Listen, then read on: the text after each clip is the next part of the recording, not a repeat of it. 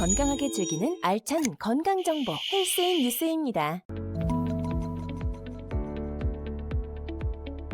안녕하세요. 헤아림 한의원 강남점 주성원 원장입니다. 오늘은 자율신경 실조증의 치료 및 생활 관리에 대해서 안내를 해드리겠습니다. 먼저 신체의 자율신경 상태를 측정하는 기계로 판단을 할 수 있습니다. 이는 자율신경과 신체의 여러 가지 신호들을 기계로 체크해서 신경의 안정도나 교감신경, 부교감신경, 밸런스 등을 체크를 하게 됩니다. 이러한 기계를 통해서 어떤 상태인지 치료가 정상적으로 진행되고 있는지를 판단을 할 수가 있습니다. 현대인들은 건강인이라 하더라도 스트레스를 과도하게 많이 받잖아요. 그래서 주로 교감신경이 우위인 경향을 보입니다. 증상을 나타내는 경우에는 자율신경이 이미 상당히 불균형한 상태로 진행된 경우가 많습니다. 기계로 판단을 하는 경우에요. 그 다음에 두 번째는 여러 가지 신체적인 신호를 통해서 한의학적으로 진단하여 검사를 합니다. 한의학에서는 안색이나 눈이나 혀, 심장 박동, 배의 상태 등을 통해서 이제 상태를 판단을 하게 되는데 이를 변증이라고 합니다. 이를 기반으로 소화나 수면, 대소변 양상을 판단을 해서 종합적으로 자율신경 상태가 어떤지 인체 전반의 컨디션을 판단을 하게 되고요. 이를 통해서 한약이나 침치료, 교정치료, 추나치료 등을 통해서 치료를 하게 된다고 볼 수 있습니다. 이 교감신경의 흥분으로 나타나는 증상으로 어지럼증이나 두근거림, 호흡곤란 등이 대표적입니다. 이 자율신경 실조증은 실제로 검사상 특별한 이상이 없는 경우들이 많습니다. 어지럼증 같은 경우에 귀의 이상을 주로 판단을 하는데 자율신경 실조증은 어지럼증이 극심한데도 그러한 질환이 검사상 나타나지 않습니다. 심장이나 호흡 문제가 있는 경우에도 실제로 심장이나 폐를 검사를 했을 때 문제가 발견이 되지 않는 경우들이 많은데 이렇게 반복적으로 하더라도 문제가 없는 경우에는 자율신경 실조증을 고려를 해보는 게 좋습니다. 두 번째는 땀이 많이 흐르거나 안면 홍조가 심하게 생기거나 불규칙하게 두통이나 생리통 등이 반복적으로 계속 나타나는 경우도 자율신경 실조증을 의심해 볼 수 있는데요. 특정한 질환으로 판단이 잘 되지 않거나 여러 약물들을 통해서 치료를 하더라도 개선이 잘 되지 않는다면 자율신경 실조증으로 의심을 해볼 수 있습니다. 대표적으로 공황장애가 있습니다. 공황장애 대표적인 증상이 어지럼증, 호흡곤란, 심계양증 세 가지입니다. 이 세 가지 가운데 어떤 것들이 극심하게 나타날 때를 공황장애라고 하는데요. 앞서 말씀드린 것처럼 자율신경 흥분 증상이랑 거의 비슷하죠. 그래서 사실상 자율신경 실조증이 극심한 양상이 공황장애다 이렇게 볼 수가 있습니다. 어차피 공황장애 질환 자체가 자율신경 실조증을 기반으로 하기 때문인데요. 공황장애의 경우는 주로 두뇌가 흥분돼서 문제가 생기는 경우입니다. 반면에 자율신경 실조증은 말초의 신경이 문제가 되는 경우고요.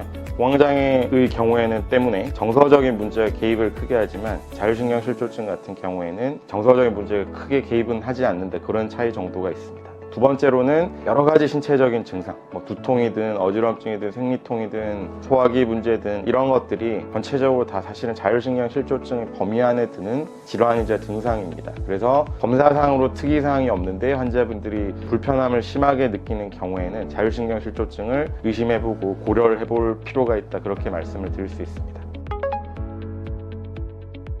한의원에서는 변증을 통해서 전체적인 상태를 일단은 먼저 판단을 합니다. 그래서 어떤 식으로 치료가 이루어져야 되는지 판단을 한 뒤에 한약이나 침치료나 추나치료 등을 적용을 하게 되는데요. 일단 제일 연구가 많이 돼 있고 가장 효과적인 건 한약치료입니다. 한약치료가 과학적으로도 검증이 많이 되는 상태고 실제로 임상 경과상으로도 투약 후 개선이 훨씬 더 유용하게 작용을 하고요. 침치료나 추나치료의 경우에도 지속적인 양상들을 보이는 경우들이 많습니다. 그래서 일정한 기간 그런 치료들을 통해서 개선을 할 수 있고요. 자율신경 실조증은 또 방심을 하면 안 되는 게 스트레스를 받으면 업앤다운이 상당히 심하게 나타납니다. 그래서 완전히 안정이 될 때까지는 일정한 정도의 치료가 유지가 돼서 더 자율신경 문제가 일어나지 않는 것까지를 치료의 전체적인 목표라고 볼 수 있다. 그렇게 말씀을 드릴 수 있습니다.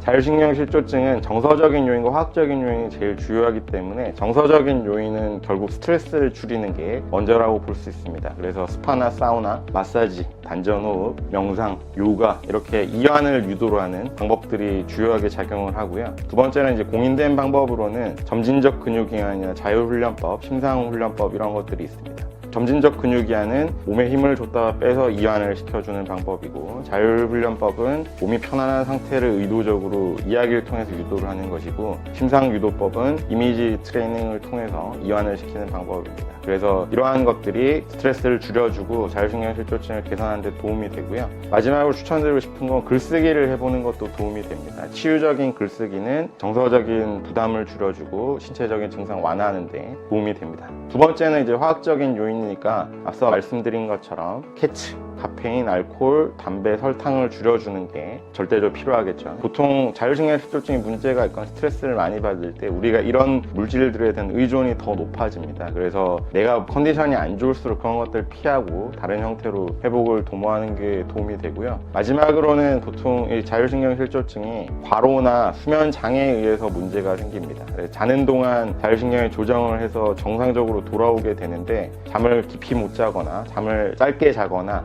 이런 문제가 계속 누적이 되면 자율신경 실조증 악화의 큰 요인이 됩니다. 특히나 스마트폰을 야간에 장시간 하는 경우에도 문제가 되기 때문에 스마트폰은 자기 전에 한두 시간 정도 전에 마무리를 하고 최대한 수면을 잘 취할 수 있도록 하시는 게 절대적으로 도움이 됩니다. 그렇게 말씀드릴 수 있습니다.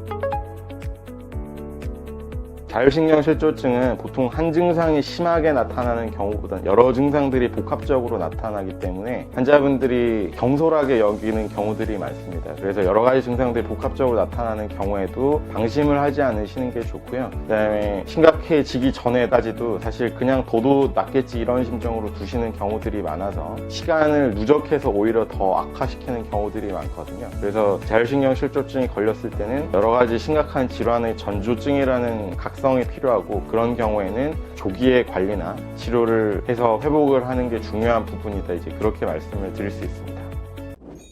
지금까지 더 건강하게 즐기자 헬스인 뉴스였습니다.